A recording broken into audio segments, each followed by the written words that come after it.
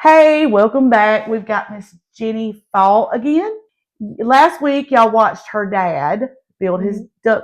Well, it was birds decoys. Mm-hmm. He's a woodworker. Mm-hmm. This is now she's going to paint some of his woodwork and show you how she brings it to life with her artist.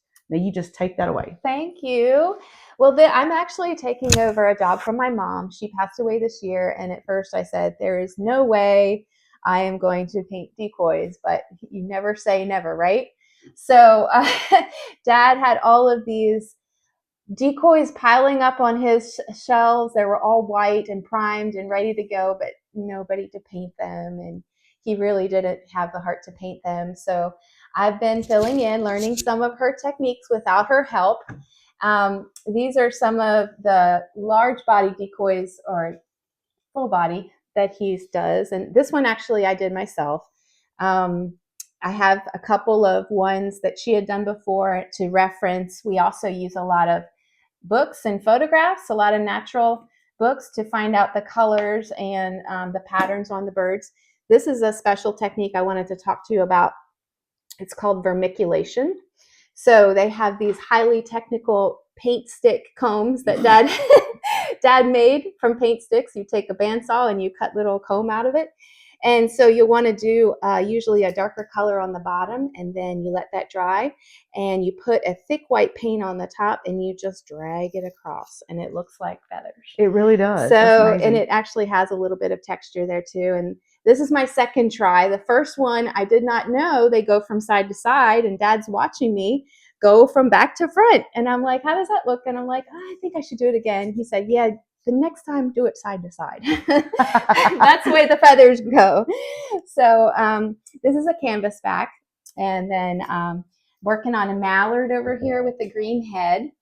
Can we hand it to you? You got it. Sure, right there. And that's beautiful. He's not finished yet, but I'm working on him. Might tone down the head a little bit. I don't know. And then this is a mourning dove. This one is finished. They have all of their birds for sale in town at Peddler's Junction. There's a lot of mourning doves around here, and they're just really beautiful. And the mounts actually come from driftwood that's local to the area from the Lake Bogohoma. That's amazing. And then you might have seen some of the shorebirds that he's been carving. And these are like smooth body. This is a stilt, a black-neck stilt. Yes, and very artistic, I think. Black and white, fits in any home. A red knot and a little piping plover. And so Dad does the simple technique. He doesn't carve any feathers, and he does sometimes do the feathers, but they're very smooth, and so they use a lot of layers on these type of birds. Now this one, not so many. This is kind of solid colors, but this one my mom had painted, and so you'll notice that you have the brown, you have the white, and then you have a couple of different colors of stippled paint across the back to simulate the feathers, because nature, God's amazing. He just has so many patterns and colors that we could never think of on our own. Yes. I want to hear about this big boy here. Oh, so dad, yes. Oh my word. That's a great blue heron. I'm scared. You could leave it on the counter there. There you go. You got it, Evan? A great blue heron. My dad had made that for my grandmother, correct? Yeah. Oh, it was for my mom. It was a birthday gift. A birthday gift. And so it's several pieces of wood. You wouldn't know it, but he puts them together, the head and the neck, and then the body of the bird. And it's on a simple metal dowel or a wooden dowel. And then she painted it. So this was made many years ago. Her favorite one. Mm-hmm. I love those. They have such huge wingspans when they go across the lake. We watched one trying to land over a highway the other day, and it was just coming down. It was headed straight for that little pond. Oh my goodness. And he was going to get him a fish. But we have bald eagles in the area too, and God is just so amazing and wonderful. Majestic. And I just want to point out those little two shorebirds over there. Oh! These were my first attempts at doing something different. After my mom passed, I was like, I can't do her work. I can't replicate her work. So I decided to do it like ceramics. These are actually wooden. But the Polish pottery, you know how it's stippled and it's splashed and everything. Yep.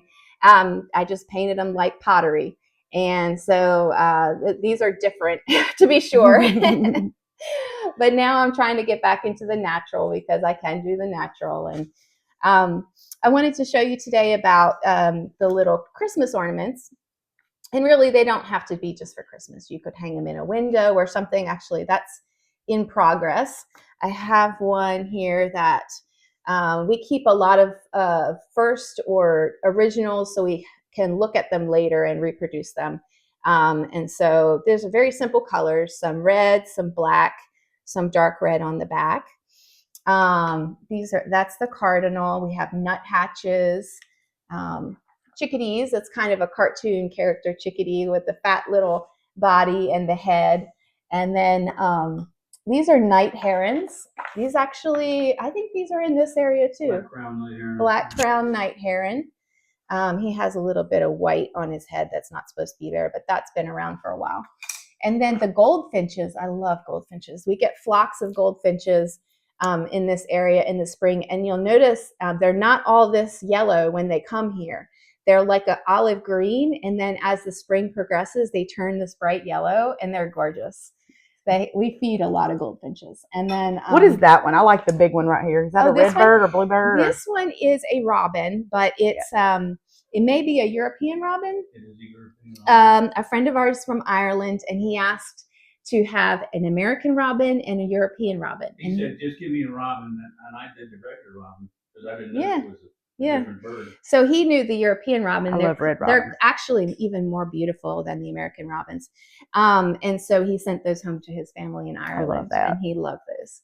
So, and that one's, I will have to look him up and finish him at another time. And Dad has also started doing hummingbirds. I love hummingbirds. And he makes little pine cone flowers to stick, for them to stick in and That's awesome. be displayed like that. So I need to do that. I've done several of those for the shop. And so they're just a lot of fun. And some of them, you just have to play with the paints until you get something that's natural. But for these ornaments or hanging ones, you can do right from the bottle if you want to. This is something I've learned from my mom. She did have all these paints together in the jar. They are latex house paints. And so she did not want the shiny acrylics or the gloss or the semi-gloss because you can't, the gloss will throw off the color. We actually apply a gloss to finish it, but for the basic bird, you just want that flat matte paint. And so that makes sense. She will get primary colors and then mix them. And in the shop, there's all of these little medicine jars. And some of them are labeled and some of them are not. So a lot of them, I can look and see if it's like the canvas back head or something like that. But sometimes I just have to make them again. So she'll use the latex paints and just water for your brushes. Synthetic brushes are fine. And use soap and water to clean up. And so she just got the color samples too, the size color samples. Yeah, okay, that's an idea. You can go a long way with a jar like this on decoys. Right. And mix colors as you need to as you go. And so I have a bunch of these I've started here. And I'll just use the largest brush I can to get the color on. And then I'll just use smaller ones if I need to get into the little detailed parts. So I'm just going to see. I had darkened this red just a tad. And so it's not so in your face red. But even if it was, it's all right. And if it varies from bird to bird, that's quite all right. And so I will do my best to color in the lines here. My dad is great. I ask him to draw out the colors or draw out the lines. So at least I have a guide, but he's not too particular if I go over the lines or if I change it a little bit, as long as it looks natural and good. Mm-hmm. So yeah, because even though each bird may look just alike, none of them are. No, they're not. No, yeah. You look in a flock of birds and a lot of them are different. And so that's the way cell phones are great nowadays, is because I'll go on my phone, and if I don't understand what bird I'm looking at, I can just Google or search for bird with a black head, small bird with a black head and a yellow belly. I found some good new birds that I've never seen before. One that I started doing, I don't think I have him here, is a prothonotary warbler. He is a bright yellow, even it's like an orange yellow, even more orange yellow than this. And it's named after a priest in the Catholic order who wears this bright yellow mantle. And they are scribes, I believe, in the Catholic faith. And so they keep the literature and the traditions of the Catholic Church. But they were named after that, and it so fits this bird. When you see it, he is so cute. We've had a few of those roost around here over the years. Do y'all ever go bird watching? Or y'all just not out into nature, just from looking out my window. Yeah. And making not the binoculars and all that. No, well, I do have binoculars in my house, and especially if I see something on the lake I want to identify, that's really helpful. But I should bring them actually on the kayak is where I should bring them. I do bring my cell phone on the kayak. I'll put, I wear a life jacket and put it in a little Ziploc in my life jacket because there's so many good pictures out there. And then my husband has a bird feeder with a camera on it. Oh, those are great. And it'll tell you what kind of bird it is too. Yes. I've seen this. It's still in the box though. He hasn't put it out. I'm gonna make him though this year because I really want to see that. Yeah. And if I get some names of birds, I'll send you some copy of some pictures. Definitely. We have requests sometimes, especially we've sold some mourning doves, black ducks. Black ducks really, they're not black. They're like a dark brown, right? Yeah. Olive brown, but they've been especially popular, I guess, because hunters like to hunt the black ducks. Yeah. Like a mallard. The same body and the same headstone you can use for the black duck. Yes. Did you show them all of your bodies up there over the? Okay, good. He brought those from Maryland. He had a special machine made to turn the bodies, and these he does by hand. But those decoys usually come from a body. So these birds, like when you cut them out, like out there round, do you cut down the middle and make two out of them? No, I just take a piece of 3/4 inch wide board, and that's just about the right thickness. Okay. Making them, and then so I'll just make half bodies with them. Very good. And so this one is nearly finished. He might need another coat on his belly. I don't know. I'll have to let that dry. You don't want to keep going over wet paint because then you'll drag it right off the body. And sometimes you can go right from the jar, but I try to use this little palette and I'll wash it out later with soap and water. Now, this is definitely going to dry out if you leave it on your palette. I've tried to save different colors and it just dries out very quickly, even if you put saran wrap over it. So she did a good thing when you save them in the jars and stuff. But it's not too hard to mix colors. If you know a little bit about color theory and you want to you can add some orange or something to make a brown more warm, or add some blue if you want to cool it down. Yeah. And so, that's really bright. So if I wanted to cool this down or tone it down or gray it out, I would end up adding some either black or blue. Blue would make it more purple, but I've been adding just a tad of black. Put some black on here. These are kind of old and getting a little bit thicker. And then I would touch it to what I have over here. Okay, I see. And it will make it darker, but it will also make it cooler. And that may be too much. It's kind of too much. Okay, so I'm going to go back into my red and I might add some orange and see what that does. And that warms it back up. It does. Okay. It does. No, it's probably still too dark because you want a good contrast between the wing and the body and the breast of the bird. And so I'm gonna get some more red out of here. And that's just what it is. It's about playing with the color till you like what you see. And if you don't like what you see, let it dry. Make sure you don't have any ridges on it. And then paint over it. It's not like oil where you can wipe it off, but you can still correct your color.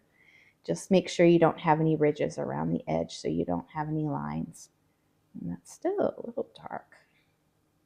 It's probably a natural color, but I want to make them, let's see.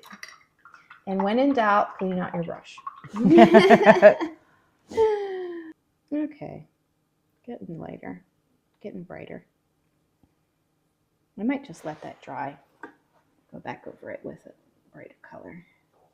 I have one more here to do. Now, what are these called again? These are cardinals. Cardinals, okay. A lot of people equate cardinals with the Holy Spirit. Mm-hmm. And I love cardinals. I always call them red birds, but they're cardinals. Yeah, they do have red birds here, and they're just a different coloration and patterns and colors. But the cardinals are very popular all around, all through the year. And we feed them all the time on our feeders here. They love Blackwell sunflower seeds. Oh. Yes. So if I want to track those, I'll put that in my bird feeders. Yes. And that's mostly what we get a lot of birds on those. So we'll get grosbeaks, which are really pretty. They're black and white, and they have like a red teardrop or heart on their chest. Beautiful birds. I'd never seen them before moving here. Cardinals, finches, chickadees, tufted titmice, blue jays. I like blue jays too. My husband, we get a lot of hummingbirds because he loves hummingbird feeders. He's got them hanging all over the place. He loves them. Oh my goodness, we get swarms. They're in so September tiny. when they come through. There will be, no joke, 24 swarming around a couple feeders that we have on the porch. They always look so busy. They are, and it's amazing. They're jealous of each other. They're very territorial. They'll fly each other out of the feeders. Yep. Yes.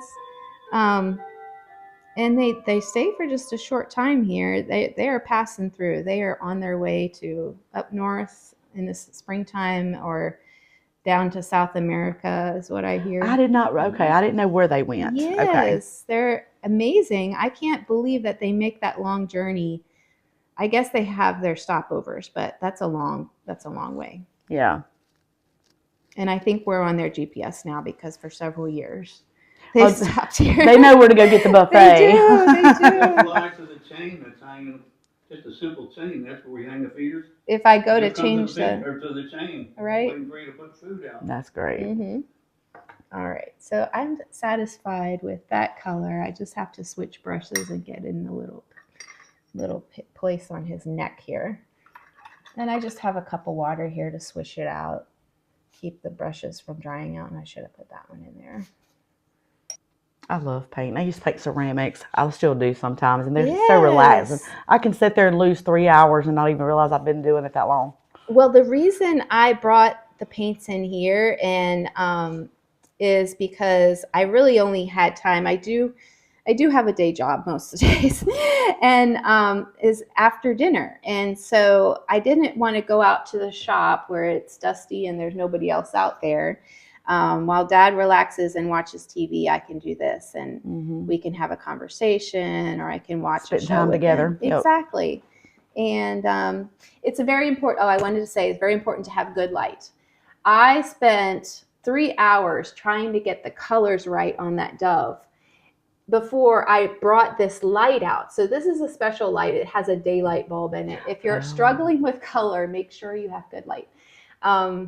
And make sure you're painting under the light. That's another thing. I'm really not painting under the light here, but these are really simple ones. But if you're trying to get the right color, and put your picture under the light and paint under the light, and it'll go much better, because I wasn't doing that and I had to redo it again and again. But that's a great tip. It's a good lesson. And it's good to read by those kind of lights too. Have y'all made an eagle yet?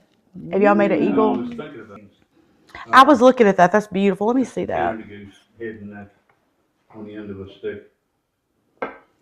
Yet to be painted. And I've got a rabbit there on the rabbit This is very beautiful. with his ears hanging over. Mm-hmm. Very intricate. Gorgeous. That is talent right there. Mm-hmm. This old piece of oak firewood was all spalted up. It was terrible looking wood, and it's really not good carving wood, but I just. And the stick that it's on, isn't that one of those orange tree sticks?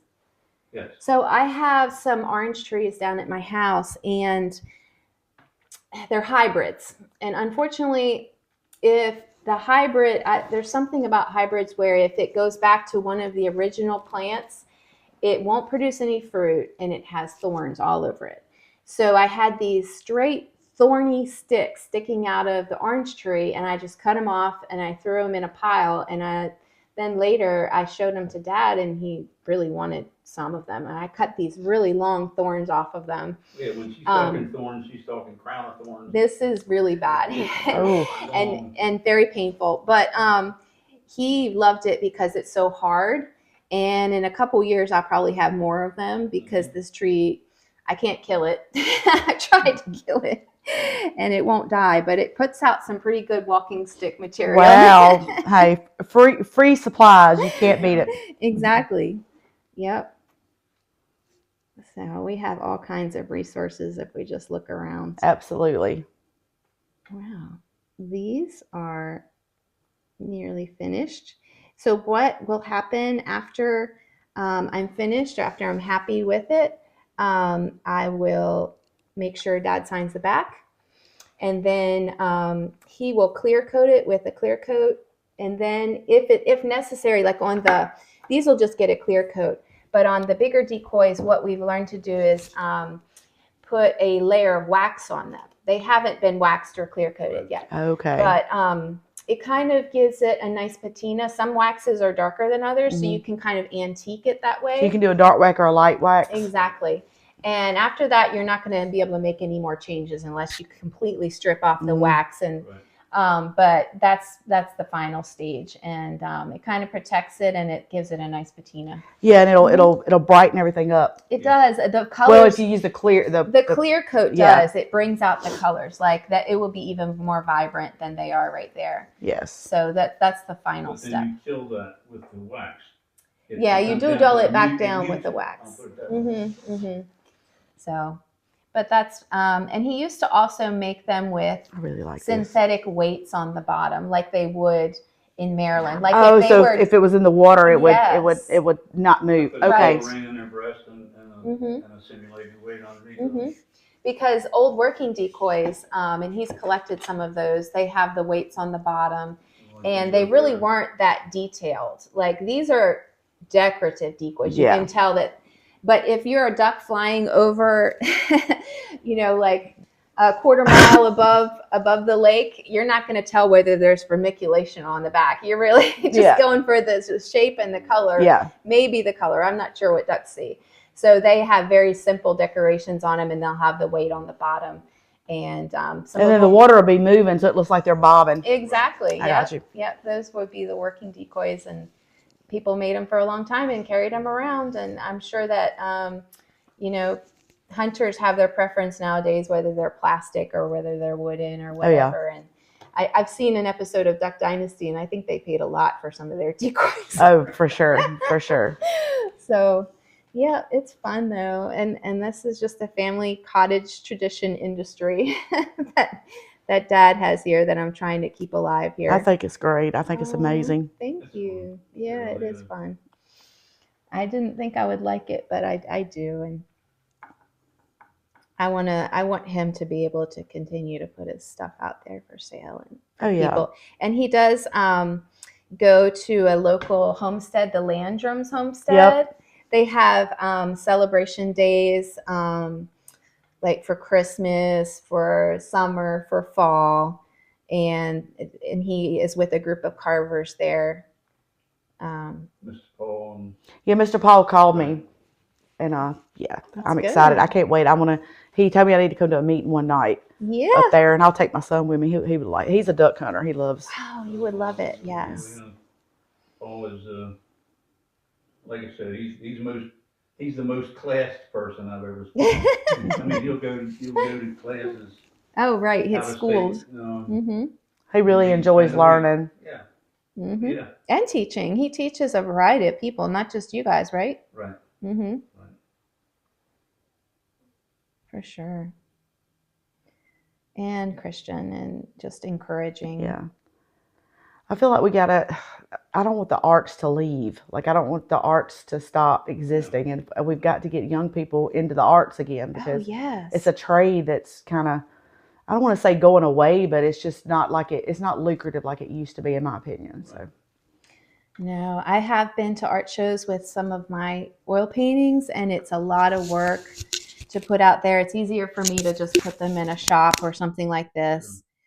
Dad sat out in the cold, and I think he's of the same opinion. It's easier for him to put them in a shop, but actually, I'm not a salesperson. For what he sells them for, it's not even worth your hours of carving. It's a passion, really, that he does it for, because it's his art. The decoy industry, you really only get famous after you die, right? Yeah. Unfortunately. Oh, yeah.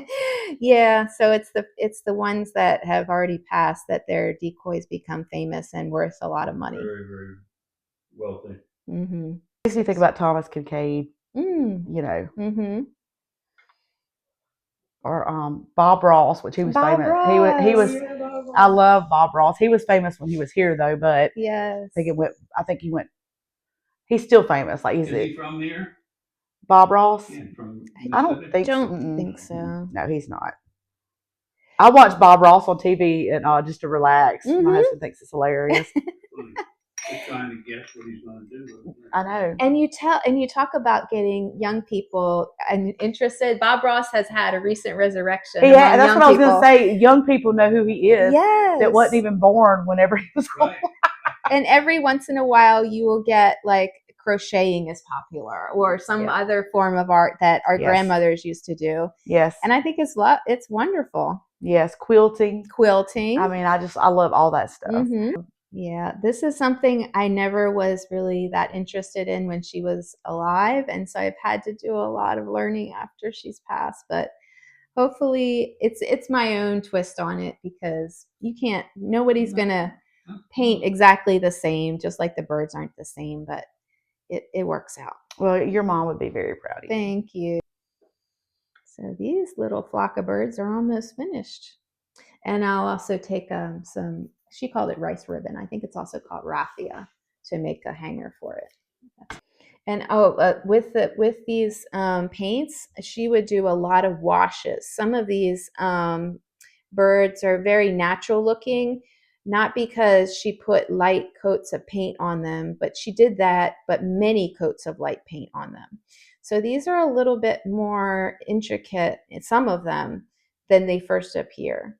These are definitely opaque, but I am putting a light color to brighten this up.